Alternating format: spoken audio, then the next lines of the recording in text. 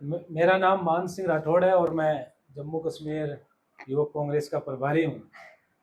आज हमने रियासी में मीटिंग की है यूथ कांग्रेस के, हमारे सभी पदाधिकारियों की, हमारे युवक कांग्रेस के कार्यकर्ताओं की। मीटिंग का एजेंडा ये था कि आगामी दिनों में विधानसभा चुनाव की घोषणा कभी भी हो सकती है और कांग्रेस पार्टी युवक कांग्रेस की नेशनल लीडरशिप की तरफ से निर्देश मिले हैं कि जम्मू कश्मीर युवक कांग्रेस का एक एक कार्यकर्ता, एक एक पदाधिकारी किस तरह से हमारे कांग्रेस पार्टी के प्रत्याशियों को जिताने के लिए कार्य करे। उसके लिए हमारे द्वारा एक रूपरेखा बनाई गई है और आगामी दिनों में आपको वो दिखेगा भी कि हमारे आपके यहाँ के जो लोकल मुद्दे हैं या कोई जो भी मुख्य मांगे हैं उनको लेकर यूथ कांग्रेस का कार्यकर्ता रोड पर आके धरना करेगा, प्रदर्शन करेगा और लोगों के हक और अधिकारों की लड़ाई के लिए यूथ कांग्रेस कंधे से कंधा मिला के आज सभी यूथ कांग्रेस के पदाधिकारियों ने ये विश्वास दिलाया है कि वो आने वाले समय में कांग्रेस पार्टी को, प्रत्याशी को जिताने के लिए दिन रात मेहनत करके यहाँ से विधायक कांग्रेस पार्टी का विषय बनेगा और इस राज्य में सरकार भी कांग्रेस पार्टी बनेगी। जो हमारा जो कैंपेन है, ये जो जम्मू कश्मीर युवक कांग्रेस का मुख्य रूप से प्रदेश व्यापी अभियान है साडा हक, इसके बारे में बताना चाहूंगा कि ये जो मुख्य मुद्दे हैं, यहाँ के लोगों को जो हक और अधिकार मिलने चाहिए वो भी नुक्कड़ मीटिंगें करेगा, लोगों से मांग पत्र भरवाएंगे। इसकी जो मुख्य मांगे हैं, सबसे बड़ा मुद्दा जो है आपके स्टेटहुड का, कि जम्मू कश्मीर को पूर्ण राज्य का दर्जा दिया जाए। बड़ा मुद्दा है ड्रग्स का, जो नशा दिन प्रतिदिन बढ़ता जा रहा है, उसको लेकर भी यूथ कांग्रेस गांव लेवल पर जाएगी और यहाँ कैसे स्पोर्ट्स की और एक्टिविटियां चालू हो। स्पोर्ट्स के माध्यम से युवा तभी दूर होगा जब वो स्पोर्ट्स की तरफ उसका ध्यान जाएगा। स्पोर्ट्स की बात भी यूथ कांग्रेस उठाएगी और जो डेली वेगर्स है, जो आंगनबाड़ी आशा बहनें हैं, जो हमारे गिग वर्कर्स हैं, उनकी बात, उनके न्याय की बात युवक कांग्रेस और कांग्रेस पार्टी करती है। और किसानों का जो एमएसपी दिया जाए, उनका जो क्रेडिट कार्ड के जो लोन है वो लोन का पूर्ण रूप से माफी की जाए, उसकी मांग भी यूथ कांग्रेस ने इसके अंदर हमने भी शामिल किया है। और जो यहाँ के हेल्थ और एजुकेशन के मुद्दे हैं, आज की मीटिंग में एजुकेशन को लेकर भी काफी गांव में हमें पता लगा बहुत समस्याएं हैं, एजुकेशन के सिस्टम में सुधार करने की जरूरत है, तो उसको लेकर भी यूथ कांग्रेस घर घर जाएगी और आने वाले दिनों में हर वो कैंपेन पूरा करेगी जो यहाँ की पब्लिक के मुख्य मुद्दे हैं, यहाँ की समस्या है। धन्यवाद। आपने कहा कि चुनाव आने वाले हैं तो आप कांग्रेस पार्टी को भी मुद्दों को उठाएगी, सड़कों पर उतरेगी। क्या सिर्फ चुनावों को लेकर ही अपोजिशन ये प्रोटेस्ट करेगी? इससे पहले ये जरूरी नहीं था कि लोगों के मुद्दे उठाए गए सड़कों पर? नहीं, लगातार हमारे, आप देख लो, पूर्व में भी हमारे कांग्रेस पार्टी के युवक कांग्रेस के जो भी हमारे पदाधिकारी है, कार्यकर्ता है, ये हर लेवल पर जो भी करंट इश्यूज होता है, ये जो लोकल मुद्दे होते हैं, उसको लगातार कांग्रेस पार्टी जनता की आवाज बन के इनको उठाने का काम करती है। ये नहीं है कि अभी उठाया जाएगा, पूर्व में भी हमारे पदाधिकारी हैं। पब्लिक का जो जनादेश है वो हमें स्वीकार है।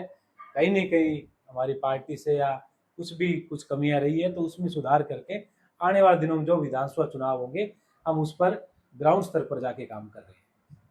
लगातार प्रचार किया जा रहा है, तैयारी में जुटे हुए हैं, लेकिन अभी तक ये कंफ्यूजन है कांग्रेस के लोग, कांग्रेस के कार्यकर्ता और आम लोग भी, आखिर रियासी कॉन्स्टिट्यूंसी से या श्रीपात्रा असेंबली कॉन्स्टिट्यूंसी से आपका चेहरा कौन? क्या फिर मिलकर इलेक्शन लड़ेंगे या कांग्रेस अपने दम पे इलेक्शन लड़ेगी सरकार में?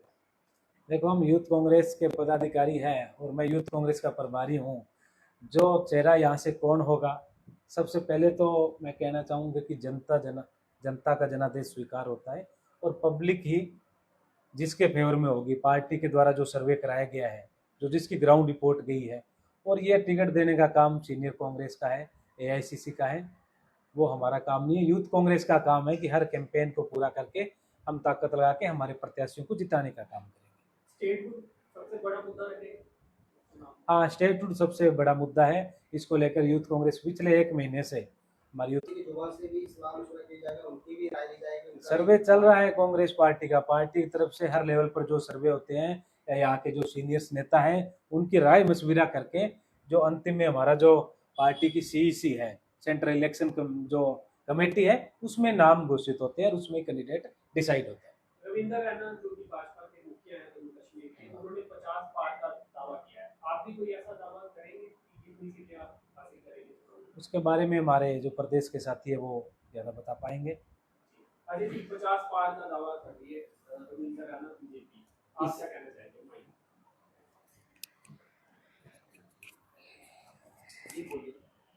इसका जवाब जो है ये देश की जनता ने ऑलरेडी दे चुकी है। इन्होंने तो वादा 400 पार का भी किया था, उसका नतीजा इन्होंने देख लिया। ये झूठे जुमले वादे जो किए जाते हैं लोगों से, ये अब 2014 में जो लोगों को बेवकूफ बनाया गया, अब लोग जो हैं इनके झूठे झांसे में आने वाले नहीं हैं। अब जो इन्होंने लास्ट असेंबली यहाँ पे पार्लियामेंट की इलेक्शन भी हुई है, हम जब कैंपेन में गया बेरोजगारी का आप देख लो कि डाटा निकाल के जम्मू कश्मीर का पहले नंबर पे बेरोजगारी का डाटा पहुंच चुका है। यहाँ पे ड्रग्स देख लो किस लेवल पे पहुंच चुका है, मिलिटेंसी अटैक देखो किस लेवल पे पहुंच चुकी है, और ऐसे ऐसे इलाकों में मिलिटेंसी अटैक हो रहे हैं जहां पे हमने कभी सोचा भी नहीं था। रियासी एक अमन और शांति का जो एक इलाका था, यहाँ पे भी अगर मिलिटेंसी अटैक हुए तो सोचने वाली बात है कि मुश्किल से निकालेंगे। यहाँ पे सरकार बनाने की तो दूर की बात है। यहाँ पे लोगों ने तय कर लिया है कि बीजेपी को लखनपुर के पार पहुंचा के उनको बाहर का रास्ता दिखाएंगे। अब भाजपा के प्रदेश की अगर हम बात आज के दर्श कर लेते हैं, आजकल उनकी सोशल मीडिया पे एक बात बहुत तेजी से फैल रही है, वो है गुलाम नबी आजाद आपके मुख्यमंत्री रहे हैं और मुख्यमंत्री रहे और आपके पूर्व नेता रहे हैं, उनके वो समर्थन में बोल रहे हैं। जहाँ को एक तरह लगातार विरोध करते रहे थे, अब उनके समर्थन में बोल रहे हैं, कहते हैं उनके जैसा विचारा में क्या मान के चले गुलाम नबी आजाद के साथ आपकी कोई सांगठन हो चुकी है, या फिर आपके जो प्रदेश अध्यक्ष है तो क्यों नहीं लाना है। इसलिए हम पार्टी के एज ए कार्यकर्ता काम कर रहे हैं और कार्यकर्ता के तौर पे काम करते रहेंगे। पार्टी का जो आदेश आएगा वो सरमथे हमारे, हम उसका आदेश मानेंगे। अब उनकी जाती राय किसी व्यक्ति विशेष को लेके क्या है उसके बारे में मैं पर्सनली तौर पे वो टिप्पणी नहीं कर सकता। उनकी व्यक्ति विशेष को राय क्या है, हम सभी अपने लीडर्स की इज्जत करते हैं, वो उनकी जो राय है शायद उसके बारे में ज्यादा बेहतर जवाब दे सकते हैं। अगर गुलाम नबी आजाद को घर वापसी होती है, वही चारा होता है, तो क्या करें? रियासी की राय पूरा समर्थन करेगी गुलाम नबी आजाद?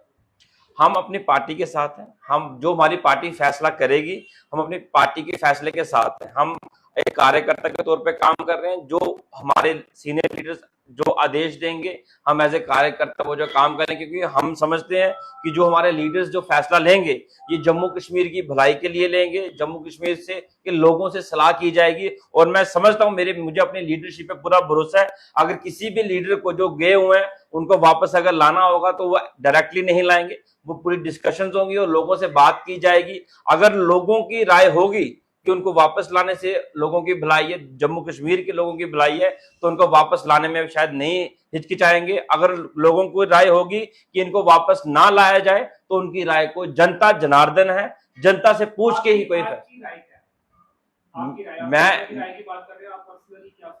मैं समझता हूं कि हर एक व्यक्ति यहाँ पे शामिल होना चाहिए। मैं तो कहूंगा जो बीजेपी में गए हैं उनको भी आना चाहिए, अब उनको भी घर वापसी करनी चाहिए। बीजेपी में ना जाने कितने लोग यहाँ से गए हैं, हमारे कांग्रेस से गए हैं। आप तो आज यहाँ पे देख लो कि मतलब मोर देन 80% जो लोग हैं बीजेपी के अंदर कांग्रेस के हैं, वो आज भी कांग्रेस की विचारधारा पे ही है। उनकी मजबूरी है, कुछ वो फंसे हुए हैं, उनको काम नहीं करने दिया जा रहा। उनको जो कोई बिजनेस कर रहा है उनको बिजनेस नहीं करने दिया, कोई ठेकेदारी कर रहा है उसके बिल नहीं निकल रहे हैं। वो उनको गले में जो फांसी का फंदा एक लटका के रखा है बीजेपी ने, उसके डर से वो वहां पे फंसे हुए हैं। अगर ऐसे हालात होते तो आप ये जो एमपी की इलेक्शन हुई है ये डाटा निकाल के देख लीजिए, वहां तो वो कहते थे कि इनके कोई वोट ही नहीं है यहाँ पे। अगर आप देखें तो सिर्फ 5000 पीछे रहे हैं हम। तो अगर इतने वो कॉन्फिडेंट हैं कि सब कुछ उनके पास ही है, तो ऐसा कुछ नहीं है। आज भी लोग दिली तौर पे कांग्रेस की सोच से, कांग्रेस की विचारधारा से, इस देश की विचारधारा के जो हक में है उसके साथ वो जुड़े हुए हैं। और हम जो भी लोग आना चाहते हैं कांग्रेस पार्टी में, हम दिल की गहराइयों से उनका स्वागत करेंगे और हमारा दरवाजे जो है खुले हुए हैं उनके लिए। ये मेरी जाती राय है।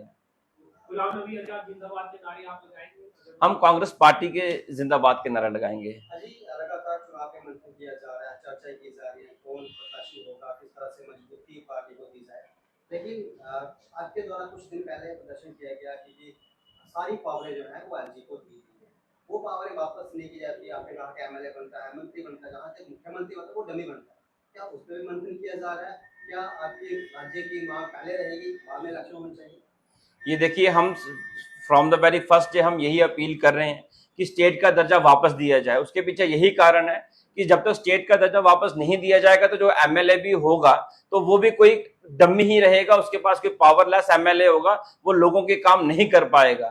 चाहे वो एमएलए कोई भी रहे, वो बीजेपी का एमएलए हो, कांग्रेस का एमएलए हो, किसी भी दूसरी पार्टी का एमएलए हो, जब तक एमएलए के पास पावर नहीं होगी वो क्या काम करेगा, वो किसी का काम नहीं कर सकता वो। इसलिए स्टेटहुड पहले जरूरी है, उसके बाद इलेक्शन जो है वो करवानी चाहिए ताकि लोगों के हक जो है उनको दिलाए जा सके, और एक एमएलए ही एक नुमाइंदा होता है जो लोगों की बात जो है आगे रख सकता है।